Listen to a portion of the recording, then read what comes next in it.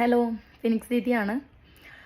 കേരളം മൊത്തം വലിയൊരു ദുരന്തത്തിൻ്റെ ഞെട്ടലിൽ നിന്നും ഇതുവരെ കരകയറിയിട്ടില്ല.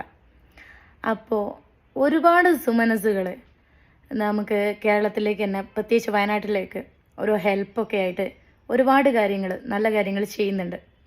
കൂട്ടത്തിൽ ക്യാഷ് കൊണ്ടോ മറ്റെന്തുകൊണ്ടോ എത്താത്തവർ സ്വന്തം തടി കൊണ്ടെങ്കിലും നമ്മുടെ സഹോദരങ്ങൾക്ക് വേണ്ടി എന്തെങ്കിലുമൊക്കെ ചെയ്യണമെന്ന് കരുതിയിട്ട് വന്നിട്ടുണ്ട്. ഇങ്ങനെയൊക്കെ ആണെങ്കിലും മനുഷ്യ മനസ്സുകളിലെ ചില പുഴുക്കുത്തുകളുണ്ട്.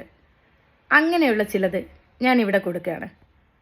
നമ്മുടെ നാട് ഇപ്പം കണ്ടതിൽ വെച്ച് ഏറ്റവും വലിയൊരു ദുരന്തത്തിന് സാക്ഷിയായി അതിന് വേണ്ട ഹെൽപ്പും കാര്യങ്ങളൊക്കെ നാനാജാതി മതസ്ഥർ, ജാതിയെന്നോ മതമോ ഒന്നും നോക്കാതെ എല്ലാവരും ഒറ്റക്കെട്ടായിട്ട് പ്രവർത്തിക്കുന്ന ഈ ഒരു ടൈമിൽ എങ്ങനെയാണ് ഇത്തരം വ്യക്തികൾക്ക് ഇത്തരം വളരെ മോശമായിട്ട് സംസാരിക്കാൻ കഴിയുന്നത്? ഇത്തരം മോശപ്പെട്ട കാര്യങ്ങൾ സംസാരിച്ച ആൾക്കാരോടും ഇനി മുന്നോട്ട് സംസാരിക്കണം എന്ന് വിചാരിച്ചിരിക്കുന്ന ഏതെങ്കിലും ആൾക്കാരുണ്ടെങ്കിൽ അവരോട് എനിക്ക് പറയാനുള്ളത്, പ്രായപൂർത്തിയായി കഴിഞ്ഞാലേ മുലകുടി നിർത്തുന്നതായിരിക്കും നിങ്ങൾക്ക് നല്ലത്. അല്ലെങ്കിൽ നിങ്ങളുടെ തടി കേടാവും, ജനങ്ങൾ നിങ്ങളെ എടുത്തു കളയും. സൂക്ഷിച്ചാൽ നിങ്ങൾക്ക് കൊള്ളാം.